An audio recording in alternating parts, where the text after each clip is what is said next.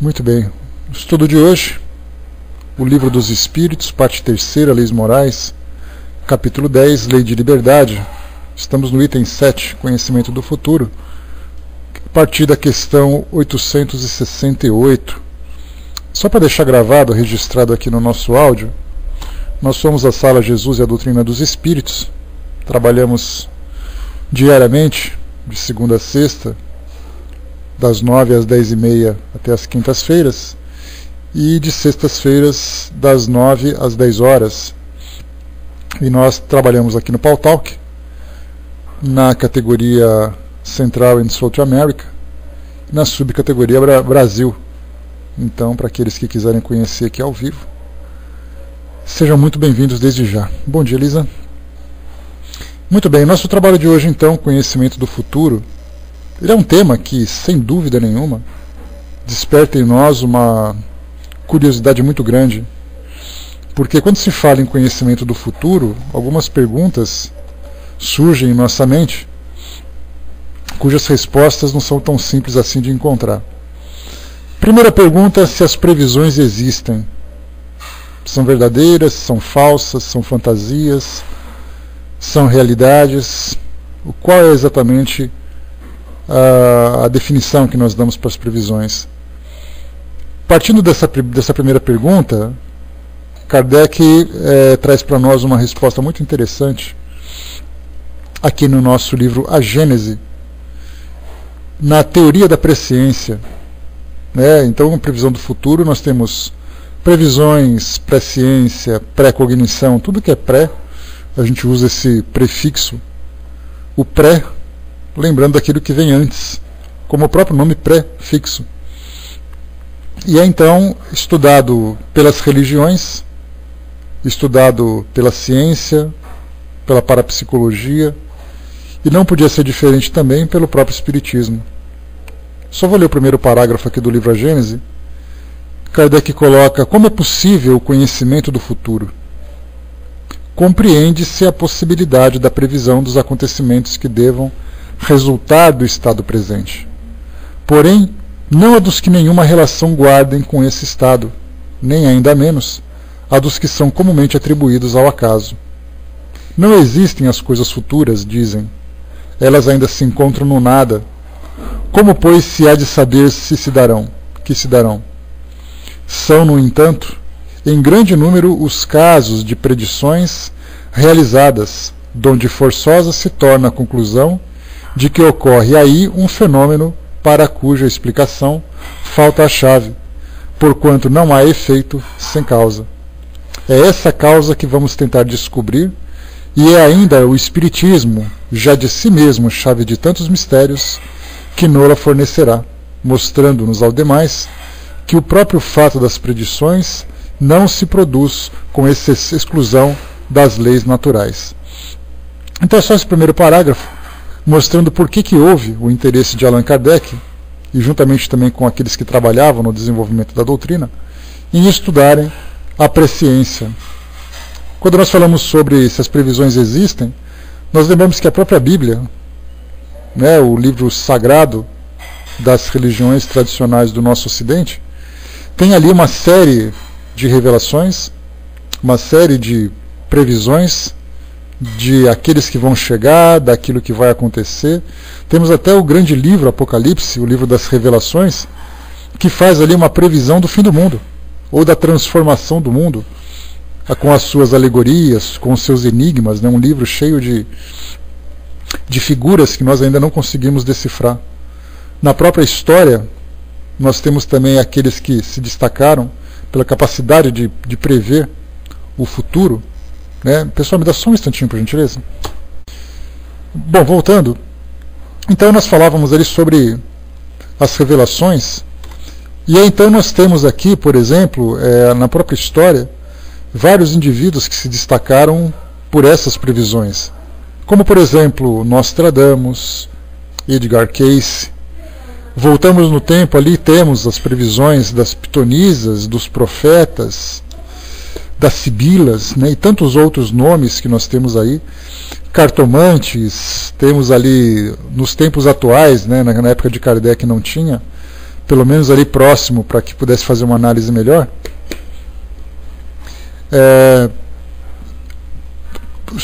Os búzios, né, no caso das religiões de tradições africanas, né, aqueles que fazem ali as adivinhações. Temos os astrólogos, que também desde os tempos mais antigos se destacam de alguma forma em eventos importantes na história da humanidade. Diante desses fatos, né, como Kardec coloca, você pode até negar que você não aceite, mas você não pode negar. Como é que está o som, pessoal? Me dá um retorno, por favor. Som okzinho? Beleza. Então, não se pode negar, né, que todo mundo busca de alguma forma, e muitas dessas adivinhações, dessas previsões, acabam de fato se confirmando. Nós temos ali os numerólogos, né, que trabalham com numerologia, temos ali os tarólogos, temos as cartomantes, temos as ciganas, né, que fazem leituras de mãos, que a gente sempre vê, né, na nossa cultura de um modo geral. Então, de fato, isso simplesmente acontece. A pergunta que se faz, muito mais do que se as previsões existem e quem pode fazer essas previsões, é como elas são feitas. No nosso caso, no estudo de hoje, a nossa preocupação não é exatamente como elas são feitas, né? Até porque isso já foi estudado anteriormente. Para quem quiser conhecer um pouquinho mais, no próprio livro A Gênese, Kardec traz ali algumas análises, alguma teoria a esse respeito. Mas o mais importante para nós é estudar quais são as consequências em nossas vidas, porque a partir do momento que você tem contato com uma informação que vai mostrar para você um determinado evento que acontecerá na sua vida, a pergunta é como você reage diante disso. Porque muitas vezes a gente tem aquela previsão de que coisas boas vão acontecer. Aí desperta em nós uma certa ansiedade, desperta em nós uma certa expectativa, esperando que aquilo de fato se confirme. Até aí tudo bem. Se não se confirmar, vai ficar com aquela pequena frustração de que algo interessante, algo muito feliz na sua vida não aconteceu. Agora, se eu faço uma previsão negativa de que algo bastante ruim vai acontecer na sua vida, ou de uma pessoa próxima a você, de uma pessoa querida, aí então a coisa se inverte. Porque aí você fica naquela expectativa, naquela tensão de que alguma desgraça vai acontecer. Como, por exemplo, alguém vai em um desses adivinhos e ele diz o seguinte: eu estou vendo aqui uma morte na sua família. Já é o suficiente para que você não tenha tranquilidade. Dessa forma, temos aqui então várias reações para as pessoas, para os encarnados, diante dessas previsões. Eu quero ler para vocês aqui uma passagem interessante que Kardec vivenciou na sua época. Essa é uma experiência pessoal dele, e sendo uma experiência pessoal, não podia estar em outro livro que não Obras Póstumas, um capítulo chamado A Tiara Espiritual. Essa experiência aconteceu no mês de maio, dia 6 de 1857, né, logo depois de Kardec ter lançado o Livro dos Espíritos, que foi em abril de 1857. Eu vou ler para vocês então essa descrição de Kardec, e ele coloca assim, né, na casa da senhora de Cardone. Tive a ocasião de ver nas sessões do Sr. Roustan, a senhora de Cardone. Alguém me disse, creio que foi o Sr. Carlotti, que ela possuía um talento notável para ler na mão.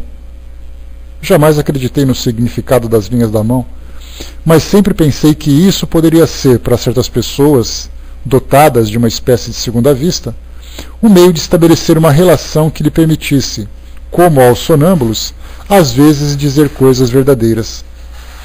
Os sinais da mão não são senão um pretexto, um meio de fixar a atenção, desenvolver a lucidez, como o são as cartas, a marca de café, os espelhos ditos mágicos, para os indivíduos que gozam dessa faculdade.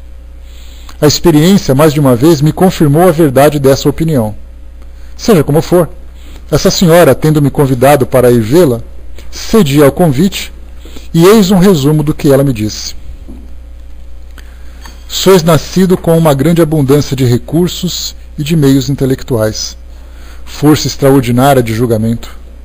Vosso gosto está formado, governado pela cabeça, moderais a inspiração pelo julgamento, Sujeitais o instinto, a paixão, a intuição ao método, à teoria. Tiveste sempre gosto das ciências morais, amor ao verdadeiro absoluto, amor da arte definida.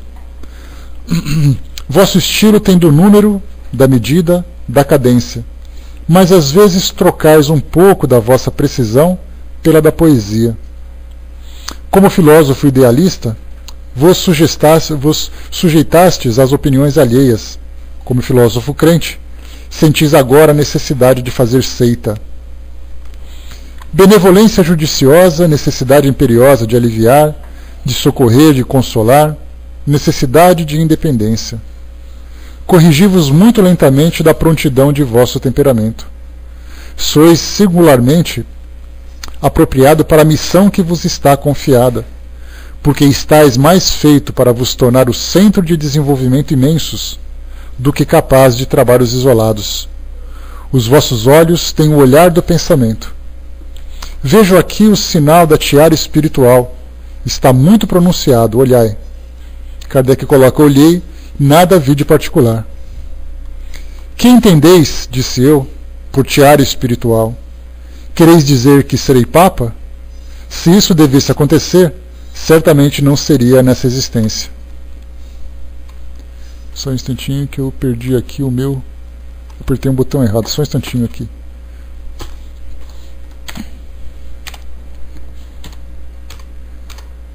Pronto. A resposta que ela deu. Notai que disse tiara espiritual, o que quer dizer autoridade moral e religiosa, e não poder supremo efetivo. Kardec coloca então, relatei pura e simplesmente as palavras dessa senhora, que ela mesma me transcreveu. Não me cabe julgar se são, em todos os pontos, exatas. Delas, reconheço alguns por verdadeiros, porque estão em relação com o meu caráter e as disposições do meu espírito. Mas há uma passagem evidentemente errada, aquela onde disse, a propósito do estilo, que eu trocaria às vezes um pouco da minha precisão pela poesia. Isso porque a gente lembra que precisão é a lógica. A poesia é aquela visão romântica, aquela visão imprecisa, divagante, né, que nós podemos ter diante de algumas situações. Não tenho nenhum instinto poético. O que procuro, acima de tudo, o que me agrada, o que estimo nos outros, é a clareza, a limpidez, a precisão. E longe de sacrificar esta à poesia, poder-se-ia antes me censurar por sacrificar o sentimento poético à secura da forma positiva. Tenho preferido o que fala a inteligência e que não fala senão a imaginação. Quanto à tiara espiritual, o Livro dos Espíritos acabava de aparecer. A doutrina estava em seu início e não poderia ainda julgar os seus resultados ulteriores. Não ligava senão pouca importância a essa revelação e limitei-me a tomar-lhe nota a título de informação. A senhora deixou Paris no ano seguinte e não a revi senão 8 anos mais tarde, em 1866. As coisas tinham caminhado muito nesse intervalo. Ela me disse, lembrai-vos da minha previsão da tiara espiritual? Ei-la realizada. Como realizada? Não estou, que eu saiba, sobre o trono de São Pedro. Não, também não foi isso que vos anunciei. Mas não sois, de fato, o chefe da doutrina, reconhecido pelos espíritas do mundo inteiro? Não são os vossos escritos que fazem lei? Vossos adeptos não se contam aos milhões? Há um homem cujo nome tenha mais autoridade do que o vosso pelo que respeita ao espiritismo? Os títulos de sumo sacerdote, de pontífice, de papa, mesmo não vos são espontaneamente dados? Sobretudo pelos adversários que, por ironia, eu sei, mas não deixam de o ser o indício do gênero de influência que vos reconhecem. Pressentem o vosso papel e esses títulos vos ficarão. Isso vale um comentário, né? Porque a gente lembra sempre que o espiritismo se transformou em kardecismo para aqueles que não estudam devidamente a doutrina espírita. E a gente lembra que toda vez que surge algum ismo nessas religiões, são necessariamente relacionadas com aqueles que criaram, que fundaram determinada ideia, determinada filosofia. Cristo, por exemplo, cristianismo. Maomé, maometismo para muitos. Buda, budismo. Eis então que veio Kardec, kardecismo. Embora a filosofia não seja de Kardec, embora a doutrina não seja de Kardec, seja dos espíritos, por isso espiritismo. Mas a gente lembra sempre hoje que quando se fala em kardecismo, imediatamente se liga essa doutrina a Allan Kardec, até nos tempos atuais. Então mal sabia ele que ele teria o seu próprio nome como sendo ali a designação de uma nova doutrina. Continua Kardec, em suma, ou continua a senhora Cardone, em suma, conquistaste, sem procurá-la, uma posição moral que ninguém pode vos retirar, porque quaisquer trabalhos que se possam fazer depois de vós, ou concorrente convosco, não serei menos o fundador reconhecido da doutrina. Desde esse momento possuís, pois, em realidade, a tiara espiritual, quer dizer, a supremacia moral. Vede, pois, que eu disse a verdade. Credes agora um pouco mais nos sinais da mão? Responde Kardec, menos do que nunca, e estou convencido de que, se vistes alguma coisa, não foi na mão, mas em vosso próprio espírito, e vou prová-lo. Admito na mão, como no pé, nos braços e em outras partes do corpo, certos sinais fisiognomônicos, ou seja, alguma coisa que diz respeito à memória, à personalidade do indivíduo. Mas cada órgão apresenta sinais especiais segundo o uso que lhe está destinado e sobre as suas relações com o pensamento. Os sinais da mão não podem ser os mesmos que os dos pés, dos braços, da boca, dos olhos, etc. Quanto às dobras interiores da mão, sua maior ou menor acentuação prende-se à natureza da pele, ou mais ou menos abundância do tecido celular. E como essas partes não têm nenhuma correlação fisiológica com os órgãos das faculdades intelectuais e morais, não lhes podem ser a expressão. Admitindo mesmo essa correlação, poderiam fornecer indícios sobre o estado presente do indivíduo, mas não poderiam ser sinais de presságios de coisas futuras, nem de acontecimentos passados, independentes de sua vontade. Na primeira hipótese, compreendida rigorosamente que, com a ajuda desses traços, poderia dizer-se que uma pessoa possui tal ou tal aptidão, tal ou tal tendência, mas o mais vulgar bom senso repele a ideia de que se possa ali ver se ela é casada ou não, quantas vezes, quantos filhos teve, se é viúva ou não, ou outras coisas semelhantes, como pretende a maioria dos quiromantes. Entre as pregas da mão, há uma bem conhecida de todo mundo, e que parece bastante bem um M. Se está fortemente marcado, disse, o presságio de uma vida infeliz. Mas a palavra malheur é francesa, e se esquece que o termo equivalente não conheça em outras línguas a mesma letra. De onde se segue que a prega deve tomar uma forma diferente segundo a língua dos povos. Kardec era terrível no seu raciocínio, né? Ele ficava detalhando sobre células, sobre linguagem, sobre isso, sobre aquilo. Quanto à tiara espiritual, estou convencido de que não encontrastes essa palavra num tratado de quiromancia. Como vos veio, pois, pelo pensamento? Como vos veio, pois, pelo pensamento? Por intuição, por inspiração, ou por essa espécie de presciência inerente à dupla vista que muitas pessoas possuem sem disso desconfiar? A vossa intuição estava concentrada sobre os lineamentos da mão. Aplicastes a ideia a um sinal no qual uma outra pessoa teria visto coisa diferente, ou ao qual teríeis atribuído um significado diferente num outro indivíduo. Muito bem. Então essa aqui foi uma experiência que Kardec vivenciou, lembrando que ele mesmo já tinha tido uma ideia daquilo que viria no seu futuro, da missão que ele deveria abraçar, até mesmo aqui na Revista Espírita, quando se fala na missão que ele tinha que abraçar. Porque um espírito revelou para ele que ele teria a missão de trazer uma grande revelação, provocar uma grande revolução no mundo, e ele seria o responsável. E ele ficou completamente constrangido com isso. Ele falou, mas é sobre as minhas costas que isso vai cair? Eu vou ter que fazer isso? Vou ter que carregar esse peso? E aí, então, conversando com o Espírito Verdade, quase um ano antes do lançamento do Livro dos Espíritos, ele chegou a perguntar Desejaria saber o que pensais da missão que me foi assinada por alguns espíritos. Quereis dizer-me, eu vos peço, se é uma prova para o meu amor próprio, ou seja, se disseram isso para estimular o orgulho dele, para dizer que ele era o cara, para dizer que ele era uma pessoa especial. Sem dúvida, vós o sabeis. Tenho o maior desejo de contribuir para a propagação da verdade, mas do papel de simples trabalhador, ao de missionário como chefe, a distância é grande, e eu não compreenderia o que poderia justificar em mim um tal favor, de preferência a tantos outros que possuem talentos e qualidades que eu não tenho. E aí então veio a revelação. Confirmo o que te foi dito, mas convido-te a muita descrição, se quiseres vencer. Saberás mais tarde coisas que te explicarão o que te surpreende hoje.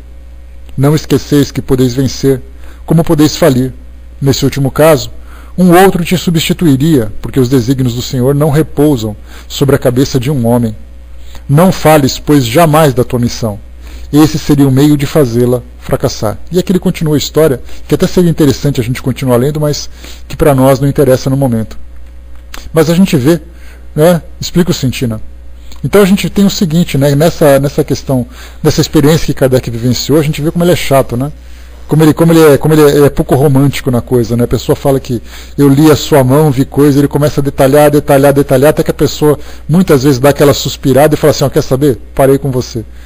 Porque realmente a lógica é o princípio fundamental que Kardec sustenta. Né? Bom dia, pessoal que chegou. É através da lógica, através da razão, que ele entende, né, a forma como conduzir o raciocínio por essas dúvidas, principalmente. A Tina perguntou se puder me explica sobre dupla vista.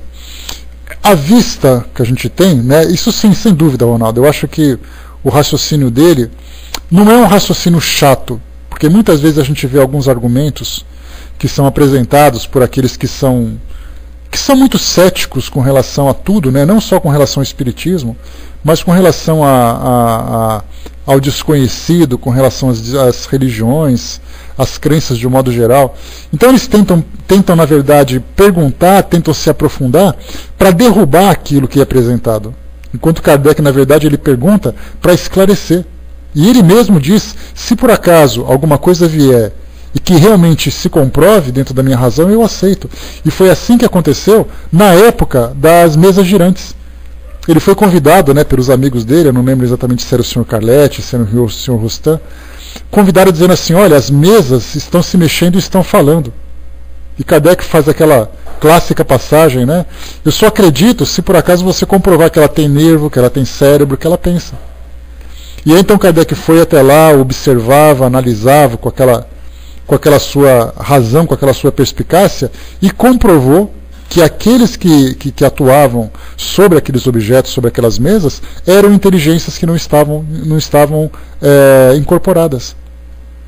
Quer dizer, um homem racional admitir que tem espíritos que falam através de uma mesa, imagina como ele foi detalhista, como ele foi chato para tentar comprovar que isso de fato acontecia. E ele começou a fazer esse trabalho em 1854, 1855, 2 anos antes de lançar a doutrina espírita. Daí então que a gente percebe que ele foi muito meticuloso, né, exatamente, racionalidade sem radicalidade, quer dizer, absolutamente racional, lógico e entendendo o desenvolvimento das coisas, não simplesmente negar por negar. Aliás, esse era um dos seus princípios. Ele dizia que se o espiritismo, sustentado pela ciência, encontrar uma nova revelação ou perceber que estava errado em alguma coisa, ele se adaptaria. Não era dogmático, dizendo assim, tem que ser assim porque tem que ser assim. É isso que foi a parte mais interessante, é a parte mais sólida da doutrina espírita, é a sua razão, a forma como as informações vieram. Né? Ronaldo colocou aí comprometido com a verdade e a doutrina, né? Voltou atrás e reconheceu a possessão, por exemplo, e deixou aberto também para muitas outras possibilidades. Então, na verdade, somos nós que tentamos interpretar aquilo que ele trabalhou, que nos colocamos numa posição radical. O radicalismo, na verdade, está por nossa conta, enquanto Kardec era uma pessoa absolutamente neutra com relação a isso. Ele colocava ideias, ele falava assim, olha, não tem problema. Ele era assim, muito natural nas suas conclusões. Ele falava assim, olha, hoje é assim, se amanhã não for assim, a gente muda sem nenhum problema. E aí então a gente faz a leitura dos livros dele e diz assim, não, eu não vou mudar porque Kardec disse isso. Aí Kardec de repente está sentado lá na sua poltrona, com a mão na cabeça falando assim, meu Deus do céu, eles não entenderam nada da proposta da doutrina espírita. Ela tem que crescer, ela não pode ficar engessada. Então nós engessamos, enquanto por ele próprio já dava essa possibilidade das coisas, das novas informações serem incorporadas, serem analisadas e tudo mais. Né? Exatamente, né, Bal? O que seria do progresso sem a existência da mudança? E é assim que funciona. A Miriam colocou também, né, por isso que sempre digo que ainda bem que Kardec não é pegado à matéria, né, senão reviraria no túmulo. Eu acho que ele já está revirando muitas vezes, viu, Miriam?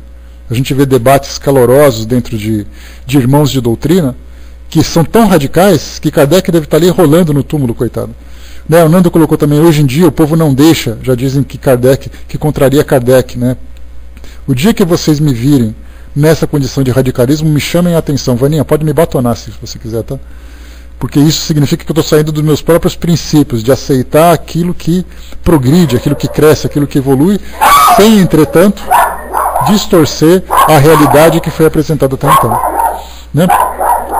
Eu já vi alguns espíritas que pensam que é pecado ler outros livros fora da doutrina. Né? Kardec fazia isso, tanto que ele se baseava muitas vezes nas suas análises, nas suas avaliações, em livros de outras religiões, de outras filosofias e tudo mais. Quer dizer, se ele faz, por que nós não fazemos? Os próprios espíritos já trouxeram para nós essa análise. Aprendam sobre todas as religiões, porque a doutrina espírita nada mais é do que o desenvolvimento delas. Né? Na verdade, Décio, ela está dando opinião, ela está concordando com a gente. Ela está falando ali na linguagem do cão. Né? Do cão no bom sentido, né? O próprio CI tem citação dos teólogos, sim. Né? O seu inferno é assim. Quando a gente pega a doutrina espírita, tem opinião de filósofos. A doutrina espírita é constituída por opinião de teólogos, filósofos que não eram necessariamente espíritas. Então por que nós somos tão radicais? A Tina perguntou lá em cima, né? Se puder me explica sobre dupla vista. Tina, quando a gente fala assim, a minha visão, significa que eu estou vendo com os meus olhos. Quando eu estou desencarnado, eu tenho uma percepção como espírito.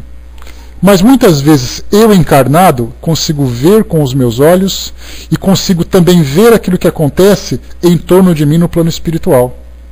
Então significa assim, imagina que você, durante os sonhos, você consegue ter uma experiência real como espírito que você é. Isso nós chamamos do que? De dupla vista. Uma vista através do corpo físico, através dos nossos olhos, e uma outra visão através da percepção da mente, da percepção como espírito. E tem pessoas que são dotadas de dupla vista que têm muita sensibilidade. É mais ou menos como se eu tivesse ao seu lado e fosse o médium vidente e dissesse para você, eu estou vendo um espírito muito bonito do seu lado, não precisa correr. Significa que eu estou vendo você e estou vendo também aquilo que os meus olhos físicos não podem ver, porque eu vejo através do espírito. E essa dupla vista que Kardec explicou para nós, traz respostas para muitos fenômenos que nós não conhecemos. Tem pessoas, por exemplo, que através da dupla vista conseguem ver como acontece com aqueles médiuns curadores, alguns deles que olham para você e dizem assim, eu estou vendo que você sente uma dor de estômago muito forte. Aí você fica espantado e diz assim, mas como é que você sabe? É que eu estou vendo assim uma certa energia carregada, dentro dessa linguagem popular, né? Uma energia carregada na região do seu estômago. Essa percepção dela é uma segunda visão. Porque com os olhos ela vê você vestida com a sua roupa e só isso. Através da visão espiritual ela vê energias, ela vê indivíduos, ela vê acontecimentos. Kardec falava muito sobre essa questão das premonições, daqueles que fazem previsões, que eles veem numa tela mental as imagens daquilo que vai acontecer no futuro. Ele fala também sobre fotografias daquilo que vai acontecer no futuro. Nos nossos tempos atuais, já que esse era um vocabulário que Kardec não tinha naquela época, nós podemos dizer que as pessoas que têm essa dupla vista, que veem premonições, veem filmes passando na sua mente. Kardec não podia falar filme porque o filme foi criado, né, a partir do final do século XIX. Daí então que a gente coloca assim, por dois irmãos franceses, inclusive, que criaram, né, o cinema, digamos assim. E aí então eles veem um filme passando na sua frente dos eventos que vão se desenvolver. Algumas vezes não é a premonição, mas é a cognição, porque a gente tem pré-cognição, é você ver aquilo que vai acontecer antes do acontecimento. A cognição é você ter uma visão daquilo que acontece naquele momento mais longe de você. Muitas vezes pessoas dizem assim, né, durante essas tragédias que aconteceram nos tempos atuais, muitos foram os relatos de pessoas que diziam assim, eu via naquele momento uma grande onda matando um monte de pessoas, no mesmo momento em que acontecia um tsunami, daquela que aconteceu na ilha de Sumatra, em 92 ou 94, se não me engano. Na época das Torres Gêmeas, quando os aviões atingiram a torre, muitas pessoas diziam assim, eu acabei de ver 2 torres pegando fogo, aviões batendo nela. No exato momento em que acontecia, e a pessoa não estava presente. Isso significa que a segunda visão dela, essa visão espiritual, alcançava alguns eventos que estavam fora do alcance da sua visão física. E nós temos também a pós-cognição. São aquelas pessoas que conseguem chegar num ambiente e verem em suas telas mentais, em suas mentes, imagens de situações que já aconteceram no passado. Aquelas pessoas que chegam assim num local e dizem assim, né, eu estou vendo aqui muita gente gritando, muita gente sofrendo. Aí alguém vai dizer para você, mas é verdade, no século passado, isso aqui foi um local que aconteceu tal situação. Então a gente tem a pré-cognição, a cognição e a pós-cognição, que são, no caso, interpretadas, são conhecidas por esse fenômeno da dupla vista. Então pessoas que têm essas previsões, têm essas visões, pessoas que falam da cura, como nós colocamos, pessoas que são videntes, que veem espíritos próximos a nós, então ele tem contato com o mundo espiritual por essa visão espiritual, que nós chamamos de segunda visão. Por isso que ele fala dupla vista, a vista física e a vista espiritual. Tá legal? Deu para entender? O Balk colocou para nós ali enquanto isso, priorizar a vida espiritual nos dá a oportunidade de trabalhar muito com a dupla vista. Sim, tem pessoas que são muito mais sensíveis do que outras. Nós, por exemplo, no meu caso, né, eu sou, porém percebe, essa sua percepção pode ser chamada de dupla vista. Porque algumas vezes você pensa assim, você tem que ver claramente aquilo que acontece. Depende do seu grau de sensibilidade. Algumas vezes você não vê, mas você pressente. Esse pressentimento já não é dupla vista. É uma sensação que você tem de que alguma coisa vai acontecer. É aquela assim, aquela sensação de que algo está por vir. Agora, quando eu falo em dupla vista, você percebe com mais clareza os acontecimentos. Só que quando a gente fala perceber com mais clareza, isso é muito relativo. Eu não posso dizer que um médium que tem dupla vista vê exatamente igual a um outro médium que tem dupla vista. Seria mais ou menos como os nossos olhos, vai. Eu olho para alguma coisa, estou vendo. Tem outro que usa um óculos de grau diferente. Tem outro que não precisa de óculos, outro tem um óculos de um grau maior. Cada um tem mais ou menos clareza de acordo com a sua sensibilidade. No caso, por exemplo, de Divaldo Franco, no caso do próprio Chico Xavier, ele via as pessoas, os espíritos desencarnados, com tanta clareza que muitas vezes ele até se confundia. Não sabia se eles estavam encarnados ou não. Enquanto que outros conseguem ver assim aquela imagem esbranquiçada, aquela imagem desfocada. Então ele tem assim ele vê que tem alguma coisa, mas ele não consegue definir. É porque a sua sensibilidade não é tão desenvolvida como a dos outros. Então são os vários casos que acontecem isso. Ivone do Amaral Pereira também tinha essa sensibilidade muito desenvolvida. Nós temos aquele filme Falando com os Mortos, que eu esqueci o nome do médium, que conta a história da vida dele. Ele, quando criança, ele via espíritos e não sabia se eram reais ou se eram pessoas. Se vocês tiverem a oportunidade de assistir esse caso, esse filme, Falando com os Mortos, não é um filme de terror, embora tenha ali um certo suspense, vocês podem ir lá no site da Rosana, saudadeadeus.com.br, na seção de filmes online, procurem então ali o filme Falando com os Mortos. E aí vai ter uma ideia de como era a visão daquele homem, daquele indivíduo, nessa questão da dupla vista. Eles, os espíritos, atuam muito sobre a mente, atuam essencialmente sobre a mente, não atuam muito sobre a mente. Porque eles podem nos influenciar, eles são percebidos por essa dupla vista, que nada mais é do que uma visão espiritual, que consequentemente acaba sendo ali tendo uma relação direta com a mente. Então, isso que é dupla vista. Então, tendo essa explicação, esse entendimento, nós conseguimos aí decifrar uma série de situações. Quando falava, por exemplo, na época das 3 crianças, na aparição de Fátima, lá em Portugal, no início do século, foi em 1914, se eu não me engano, foi em 1917 que aconteceu isso lá em Portugal. Somente aquelas 3 crianças viram a imagem de Nossa Senhora em cima daquele arbusto. As pessoas ficavam próximas ali rezando, mas elas não conseguiam ver. Significa o quê? Que essas crianças tinham essa percepção mais aguçada. E ela não é assim, a dupla vista dos espíritos. Quantos e quantos religiosos tiveram essa visão? Quantos santos foram canonizados? No caso de Joana d'Arc, por exemplo, ela viu um anjo, o anjo Gabriel, se eu não me engano, falando com ela. É a dupla vista.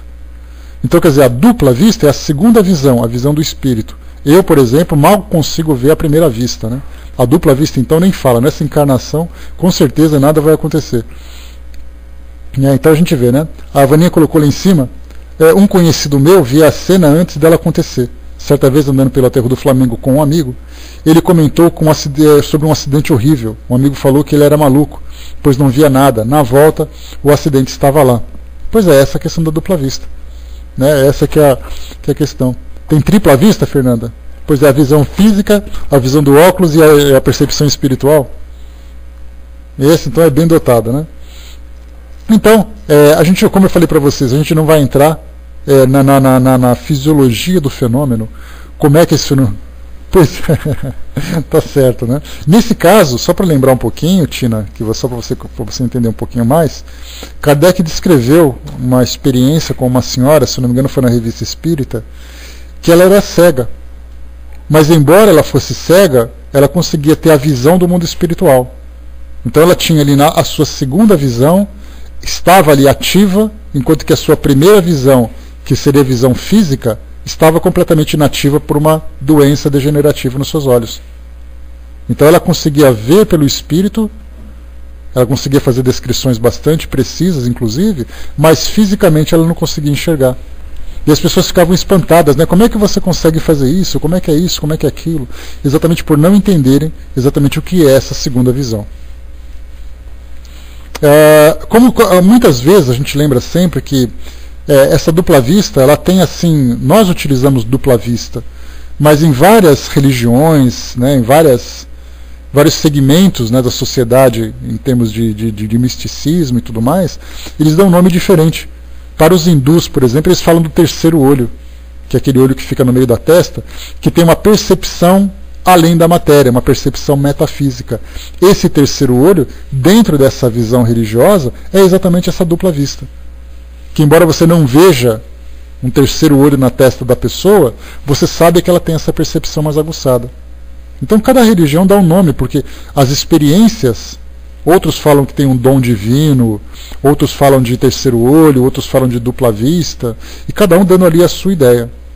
Então a gente lembra que, por não termos uma linguagem uniforme, e a doutrina espírita não tem a pretensão de querer reformular o vocabulário de nenhuma outra religião, todos os mesmos temas são abordados pelas mais diversas religiões dentro da visão que lhes é possível. Né? Ou seja, eles dão ali um vocabulário, dão uma linguagem de acordo com as suas capacidades. O Brás colocou, os hindus têm essa definição por conhecer o poder da glândula pineal. Eu não sei, Brás, até que ponto a glândula pineal pode ser interpretada, né? Até porque quando a gente fala no hinduísmo, é uma religião muito mística, né? Então eles não exploram assim a fisiologia da coisa, de analisar as funções cerebrais, de analisar assim a massa encefálica da pessoa, para saber onde isso, onde aquilo. Mas certamente eles têm assim uma força mística muito grande, e essa percepção do mundo espiritual também muito desenvolvida. Né? Agora a gente tem assim aquilo que é real, aquilo que é místico, as suas crenças e tal. A gente acaba não entrando nesse detalhe depois. Tá? Bom, vamos lá, pessoal. Falamos então aqui sobre essa questão do conhecimento, como acontece, quem pode fazer, quem não pode. Algumas vezes, né, até uma questão que eu preciso analisar, se por acaso, uma questão que eu preciso pesquisar, se por acaso eu jogo búzios e os búzios ficam naquela posição. Aí eu pego esses búzios e mostro para vários pais de santo e mães de santo para fazerem suas interpretações. A pergunta é, eles vão conseguir dizer a mesma coisa pela posição daqueles búzios? Segundo a visão de Kardec, como ele coloca, se você mostrar a palma da mão para uma pessoa, para várias quiromantes diferentes, né? A gente lembra que quiro quer dizer mão, né? E mancia significa ali adivinhação, né? Então a gente tem cartomancia, quiromancia e todos os outros mancias que tem por aí. Então se a gente mostrar a palma da mão para várias quiromantes diferentes, a pergunta, elas vão dizer as mesmas coisas? Ou uma vai dizer uma coisa diferente, uma vai dizer uma coisa estranha. Como é que isso vai funcionar? Se você mostrar, por exemplo, o mapa astral, aliás, eu fiz o mapa astral há muito tempo, e é interessante, né? Impressionante como a precisão de algumas informações com relação à análise da minha personalidade. Tinha até uma das coisas, né, como Kardec viu aqui na parte da poesia, diz ali, por exemplo, no meu caso, que eu tenho um tino artístico muito forte. Aí eu penso assim, eu com artes, eu não sei nada. Eu, se for desenhar alguém, eu desenho com aquele pauzinho, com a cabecinha, né, aquele bonequinho, não consigo fazer nada. Pouco tempo depois eu comecei a fazer estudos. E esses estudos, o quê? O que vinha? Há muita fala, muita conversa, muita história. Seria que é essa arte de falar, exatamente, Walter Fal? Quer dizer, alguma coisa que estava ali. Então eu fico me perguntando assim, né, com que precisão, como é que aquilo foi tão preciso? Né? E foram várias páginas, né, foi uma amiga minha que fez. Aliás, ela era uma bruxa, né, oficialmente bruxa, pela Wicca. Né, teve ali a sua iniciação, teve ali o seu, entre aspas, né, o seu batismo dentro daquela religião, e ela tinha uma sensibilidade muito grande. E aí então ela fez esse meu mapa astral. E a pergunta que a gente faz é a seguinte, os astros podem dizer alguma coisa através de um mapa para várias pessoas que fazem essa leitura, ou ela teve uma percepção pessoal nessa dupla vista, nessa análise, nessa intuição a respeito da minha personalidade pela amizade que nós tínhamos? Segundo Kardec, ele coloca, é uma questão de inspiração, de intuição, porque aqueles sinais físicos, materiais, que foram colocados à disposição daquela médium para fazer a sua análise, ela é muito subjetiva, cada um pode fazer uma interpretação diferente. Né? Então, se eu virar as cartas de um tarô, lembra da nossa amiga Nina, que era taróloga? Né? Pois é, Miriam, né? Mas eu também não tenho muita resposta, porque eu nunca fiz um estudo aprofundado a respeito dos horóscopos. Já li um livro certa vez, só coloco para vocês a título de curiosidade, daqueles tantos e tantos romances que eu já li, que os astros de fato podem influenciar. Por isso, então, cada indivíduo tem a sua programação reencarnatória em determinada época do ano, exatamente para ser submetido a essa influência. Mas aí Kardec já fez a sua análise também, mostrando para nós que as constelações é apenas uma questão de desenho no céu. Carl Sagan, que era muito racional, ele dizia assim, que se os astros pudessem gravitacionalmente exercer alguma influência sobre o indivíduo, seria mais fácil que o médico que está fazendo o parto, por ter uma proximidade maior e ter a sua massa, exercer uma influência e não os astros. Então, assim, o horóscopo, essa questão dos oráculos, de um modo geral, que fazem as suas adivinhações, é um objeto de estudo para todos nós. Eu, por exemplo, nunca me aprofundei, não posso tirar conclusões. Então eu deixo essa questão aberta. Como eu não sei a resposta exata, eu não posso simplesmente negar pela razão. Eu tenho que trazer uma resposta pela razão e aceitar ou negar de acordo com a resposta que eu tiver. Porque a gente vê muito isso, né? Não, essa coisa o Espiritismo não aceita isso. Calma lá, o Espiritismo não proíbe nada. Ele não aceita, ele analisa e tira conclusões. Se as conclusões forem negativas, ótimo. Mas você tem que analisar primeiro. Ah, porque Kardec fez lá, ótimo, Kardec fez, eu quero fazer também. Eu quero me dar o direito de acertar ou de errar. E é esse medo que a gente tem de colocar assim, a responsabilidade em cima de Kardec, porque ele falou, porque ele fez, porque aconteceu, é que nos paralisa. Tá bom, Kardec fez, palmas para ele. Eu quero fazer também. E eu quero tirar as minhas próprias conclusões. Vou ter como base aquilo que ele já vivenciou como experiência, pela grandeza do seu caráter, pelo seu conhecimento, mas eu quero tirar as minhas conclusões. Ele foi numa quiromante, foi lá, eu também quero ir. Vou conversar com ela, vou analisar, vou pensar no que ela vai falar e coisa e tal. Aí sim eu vou confirmar aquilo que ele fez. Nas escolas hoje, a gente tem uma proposta interessante principalmente nos livros, nas matérias de ciência, quando levam as crianças para o laboratório. O que elas vão fazer no laboratório? Repetir experiências que já foram feitas. Por que isso tudo? Para que elas mesmas possam tirar as suas conclusões. Por que na doutrina espírita nós não fazemos isso? Que medo é esse que nós temos de engessar a doutrina espírita de uma forma dogmática, na opinião de Allan Kardec?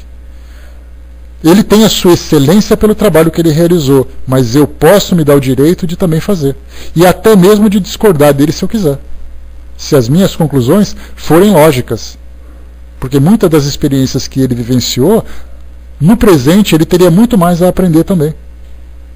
Então essa liberdade de pensar, essa liberdade de acertar e de errar, de tirar conclusões, é a liberdade que a própria filosofia espírita nos proporciona. Se a gente faz da doutrina espírita uma religião dogmática, não pode porque está escrito, porque se você discordar é pecado. De onde tiraram isso? Onde está escrito que Kardec disse que o que eu disse é a lei? O que ele trouxe para nós foram conclusões. E se as minhas conclusões, dentro de todo esse padrão, de toda essa base analítica que eu tenho nos tempos atuais, comprovarem que a minha opinião é melhor do que a opinião de Kardec, ótimo. Não é a minha opinião, é a dele. É a conclusão, é a metodologia que está falando mais alto. É a razão. Por que a razão dele é melhor do que a minha? Razão é razão. Se você chega numa conclusão lógica, é essa conclusão lógica que deve prevalecer. Então a gente tem que pensar dessa forma. É essa liberdade de pensar que a doutrina espírita nos proporciona. A Miriam colocou, por isso temos que ter cuidado ao dizer que tal coisa é fraude ou errado como uma verdade absoluta. Tiramos o direito de cada um tirar suas conclusões. Então é aquilo que a gente colocou, Miriam. Se você comprova, se eu disser para você assim, o homem não pode voar, a menos que ele tenha um equipamento para isso, mas ele por si só, como organismo, ele não pode voar. Como é que você tirou essa conclusão? Pela prova. Se joga de uma escada que você vai ter essa ideia. Mas como é que você pode provar? Porque o cara lá no século XIX disse isso. Quer dizer, eu mesmo não me dei o direito de experimentar essa experiência? E a gente se fecha nesse dogmatismo? Não, porque Kardec disse, Kardec falou, ótimo. Então vamos ver se o que Kardec falou é isso mesmo. Mas eu não acredito que você está duvidando de Kardec. Eu não posso duvidar de qualquer coisa, eu duvido de mim mesmo. Eu tenho dúvidas com relação ao meu modo de pensar, por que eu não vou duvidar dos outros? A dúvida é para nós um estímulo para alcançar a verdade. Se você não duvida, você não pensa. A dúvida é o resultado da razão. E é ela que me impulsiona a essas investigações. Ronaldo colocou, o problema que vejo é que nunca mais ninguém evolui a doutrina como ele fez. Os espíritos só vêm, ditam, mas não explicam. Eu, por exemplo, não consigo assimilar espírito comendo. É assim que pensam que comem devido às lembranças, e sim que pensam que comem devido às lembranças das necessidades, né? Ronaldo, eu fiz uma experiência, você já conhece, eu já cansei de falar sobre isso, mas vale a pena falar de novo. Eu perguntei aos próprios espíritos sobre determinadas dúvidas que eu tinha. Ou seja, eu tinha dúvidas, eu anotei, mandei para alguns grupos mediúnicos e recebi a resposta. Eu fiz isso. Por que eu tenho que ficar com medo de perguntar para eles o que eles fazem? Por que eu não tenho mais o direito? Né? Quer dizer, a gente acabou transformando a doutrina espírita, atualmente nas nossas reuniões mediúnicas, simplesmente uma reunião de doutrinação. Os espíritos falam, nós aceitamos. Eles falam, nós aceitamos. Kardec, numa experiência que ele fez, na mesma revista espírita, ele contradizeu um espírito e fez o espírito entender que ele estava errado. O espírito falava, é isso, isso, isso. Se eu não me engano, ele falava sobre os elementais da natureza, sobre os espíritos influenciando a natureza, uma coisa assim, eu não me lembro, faz bastante tempo que eu li, mas a gente pode pesquisar de novo depois. E aí, então ele questionou tanto o espírito, que o espírito chegou no final e disse assim, realmente você tem razão, eu estava errado. Ele fez isso. Então, quer dizer, os espíritos falam, a gente aceita. Fala, a gente aceita. Ele o tempo todo estava em reunião mediúnica perguntando detalhes. Esses detalhes a gente deixou de fazer. E quando eu fiz isso, eu tive uma experiência muito interessante, percebendo que os espíritos estão à disposição para nos ajudar nesse esclarecimento. É só você perguntar. Então, se por acaso você tem dúvida de um espírito comendo, vá numa reunião mediúnica e pergunta, escuta, vocês comem? Se vocês comem, o que vocês comem? E depois que vocês comem, o que vocês sentem? O que acontece com o que vocês comeram? É só perguntar. Mas a gente acaba depois se esquecendo que eles estão ali para responder pergunta e a gente tem medo de perguntar. Por que não? É para atender obsessores ou para doutrinação, para a nossa doutrinação, Décio. Você ajuda o obsessor, você ajuda o espírito sofredor e você só ouve e fala amém. Aquele dedinho levantado assim no final da reunião, posso fazer uma pergunta? Quem ousa fazer isso? Se você chegar numa reunião mediúnica e falar para o espírito assim, eu posso te perguntar uma coisa? Todo mundo vira para você com aquele olho arregado e falou, que blasfêmia! Como é que você ousa fazer isso numa reunião mediúnica? Eu faria, ainda seria colocado para fora, de tão chato que eu seria. A pessoa chegava assim, tá bom meu filho, já pergunta bastante, na próxima a gente conversa mais, né? Aí no mundo espiritual eles vão dizer, mas que cara chato. Quer dizer, nem eles estão acostumados mais a lidar com pessoas assim, que questionam, que perguntam, mas eles estão à disposição. Um amigo recebeu uma comunicação de um espírito que se identificava e ele sentiu essa necessidade, essa afinidade, um espírito que se identificou como sendo seu guia espiritual. Ele disse o seguinte assim, perguntem, nós estamos aqui o tempo todo para ajudar vocês. Vocês querem saber do mundo espiritual? Nós vamos responder sobre o mundo espiritual. Agora, se você oferecer essa proposta para o seu grupo mediúnico e eles não aceitarem, então fica com a diretriz do grupo, porque é o seu grupo de trabalho. Mas é só vocês perguntarem. Façam uma pergunta. Nós vamos responder.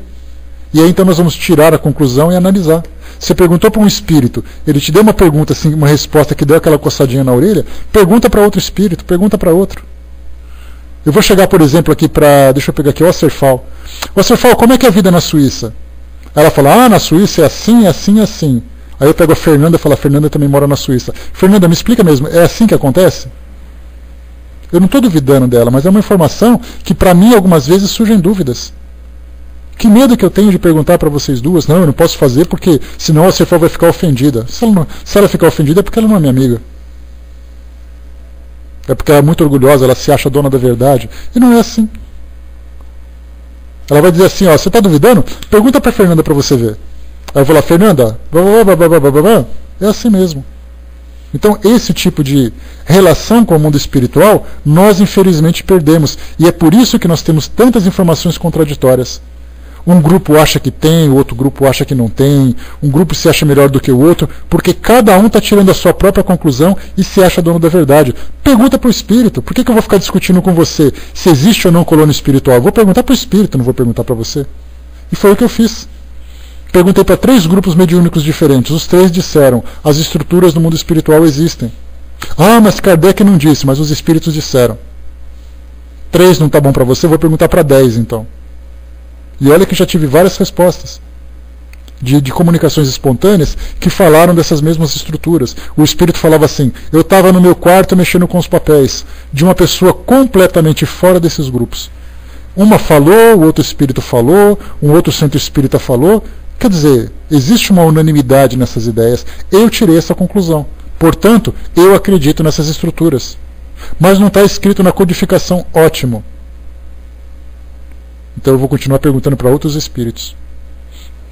Eu penso, o Ronaldo colocou, se é necessário de comer, o que acontece se eles não comerem? Morrem novamente?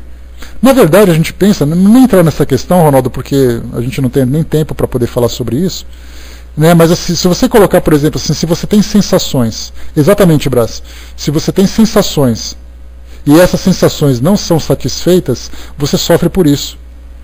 Ou seja, o Brás colocou, fica sofrendo com a sensação de fome. Se um espírito sente frio, ele tem essa coisa na cabeça dele que ele está morrendo de frio, e você não coloca um cobertor para ele, ele vai ficar morrendo de frio o tempo todo. Porque ele acredita nisso. Se ele vê uma ferida no corpo dele, ele desencarnou, por exemplo, de um acidente que ele sofreu que machucou muito o corpo físico dele.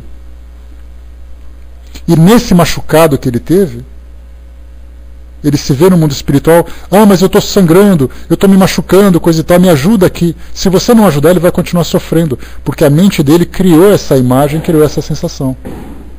Então no mundo espiritual, na verdade, quando você fala nesses alimentos espirituais que as pessoas comem, na verdade nada mais é do que energia. E a energia para nós é como se fosse um passe. A gente não toma água magnetizada, você não toma um passe para se fortalecer. Na verdade, aquilo lá nada mais é do que energia condensada, para dar aquela ideia de que você está comendo, mas que na verdade nada mais é do que uma revitalização que você está tendo. É assim que funciona no mundo espiritual. Tudo é uma questão do quê? De energia. O modo como você lida com essa energia é uma questão de oportunidade, é uma questão de necessidade. Se o espírito precisa tomar um comprimido para melhorar a dor dele, por que você não vai criar para ele essa ideia, como um placebo, por exemplo? Embora não seja apenas um placebo, né? Placebo é você, digamos assim, enganar a nossa percepção. Na verdade, tudo isso é energia. Aquilo que ele toma é uma energia que vai ser benéfica para ele, que ele está incorporando no seu perispírito, mas ele acredita que está comendo. Ótimo. Então, assim, esses enigmas do mundo espiritual, todo mundo corre para a codificação e olha. Ótimo, olha na codificação, mas pergunta para um espírito também como é que ele se sente diante disso. Ah, eu não preciso perguntar para ele. Não precisa perguntar? Como assim não precisa perguntar? Ele mora lá, ele vive lá, ele sente lá, e você acha que não precisa perguntar? Que arrogância é essa? Como você é arrogante de achar que você já é detentor de toda a verdade? Quer dizer que eu vou comprar todas as enciclopédias que falam da Suíça e não vou me dar o trabalho, me humilhar, de perguntar para o Wasserfall ou para a Fernanda como é que é a Suíça? Tem gente melhor para me falar sobre a Suíça do que elas que vivem lá? Então eu posso ler, vou me instruir, vou dizer assim, Fernanda, eu li num livro que na Suíça o chocolate é assim, é verdade? Ela vai dizer, não é bem assim. Isso é naquela região, mas nessa outra região é diferente. Eu começo então a formar uma ideia na minha mente baseado em informações que me passaram e em conclusões que eu mesmo tirei. Eu posso me dar esse direito. A doutrina espírita me permite fazer isso. A filosofia da doutrina espírita, o que é a filosofia? É a arte de pensar. E por que eu não posso pensar por mim mesmo? Eu tenho que pensar pela cabeça dos outros. Por que não? Né? Não vejo mal algum em contestar até Kardec, né? Desde que embasado, ao menos no raciocínio. A gente não contesta Kardec, a gente trabalha com a ideia. A ideia de Kardec era uma. Eu cheguei numa outra ideia por um outro caminho. Não é uma questão pessoal. Eu posso me dar o direito, para vocês terem uma ideia, muita gente vai achar que é uma blasfêmia, de duvidar da existência de Jesus Cristo. Todo mundo vai dizer assim, você duvida? Por que não? Ele vai ficar magoado comigo porque eu não tenho informações suficientes para poder chegar a essa conclusão? Eu posso dizer que a ciência hoje, a história, não tem fatos que comprovem a existência de Jesus. Peguem um livro de história. Eles vão dizer que existiu alguém. Cadê os fatos? Como aquele personagem do Chico Anísio, né? Qual é o nome dele? Do Francisco Milani. Vocês se lembram, né? Você estava lá? Você fotografou? Você viu a assinatura dele? Não. Então, consequentemente, além de uma questão de fé, eu não tenho fatos que possam comprovar. Mas eu aceito por uma opção. Eu aceito que a história se transformou por causa de um evento que tem esse personagem. Mas se alguém falar para você, eu não acredito, como é que você vai provar que ele acredita? Porque está escrito na Bíblia. A Bíblia não prova nada. A Bíblia é um livro de fé.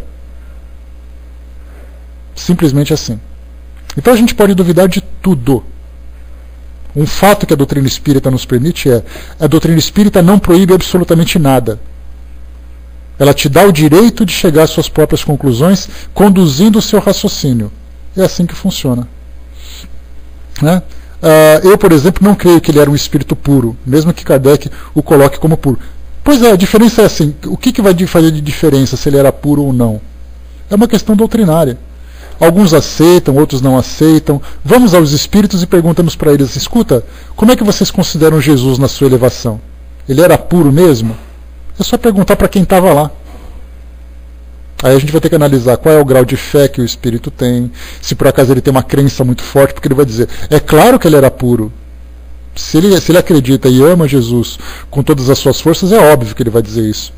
Mas pergunta para um espírito rebelde: escuta, você acha que Jesus era puro? Ele vai falar cobras e lagartos, dependendo do estado emocional e moral dele. Então tudo para nós é possível.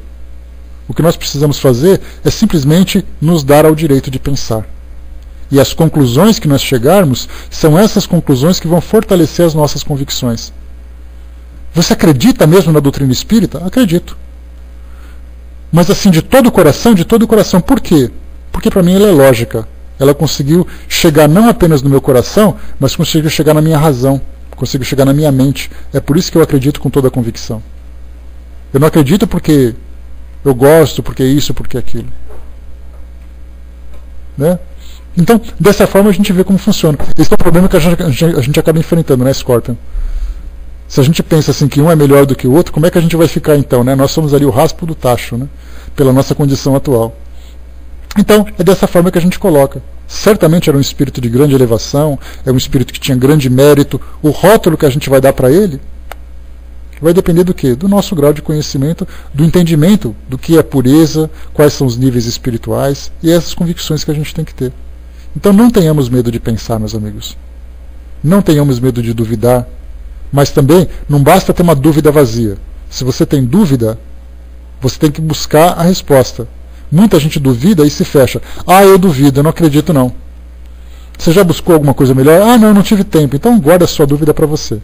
Não exponha a sua dúvida se você não tiver resposta para ela. E se você não se esforçar também para saná-la. Né? Você acha que temos uma evolução mediana? Olha, Fernanda, o entendimento que a gente tem, né, aliás, o tema de hoje acabou ficando, né, aqui no Conhecimento do Futuro, a gente deixa para o próximo encontro. Né? Mas quando a gente fala sobre aquilo que Allan Kardec estudou, o que ele estudou na Revista Espírita, no Livro dos Espíritos, na questão número 100, que fala sobre a escala espírita. Né? Ali ele traz para nós assim, uma análise, uma separação didática.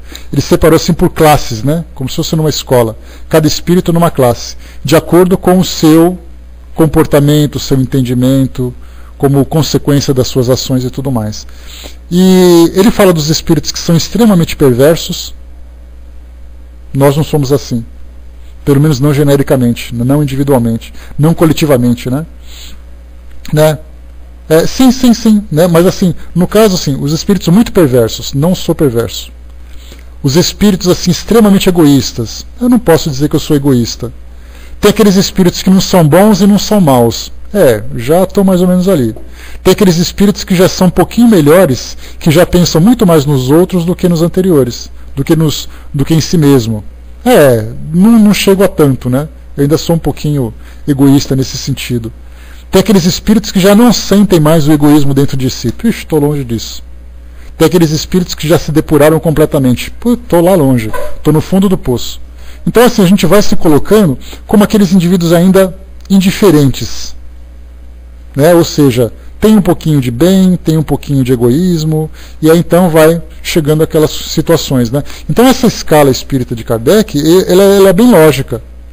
Mas a gente tem que pensar assim, quando você está numa classe, dá a impressão de que você não pertence a nenhuma outra. Sendo que, na verdade, quando a gente fala sobre essa questão de relacionamento com as classes, na verdade é como um arco-íris. Quando você olha para o arco-íris, dá a impressão de que são 7 faixas separadas. Mas entre uma faixa e outra, não existe um muro, um buraco separando. Ela vai se misturando. Kardec faz uma comparação interessante, quando ele diz assim, né, que muitas vezes o período de transição entre uma determinada classe para outra é mais ou menos como a separação da noite para o dia.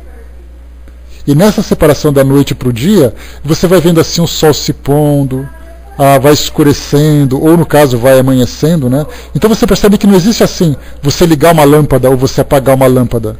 A coisa vai acontecendo naturalmente. Então entre essas classes é mais ou menos o que acontece entre a gente.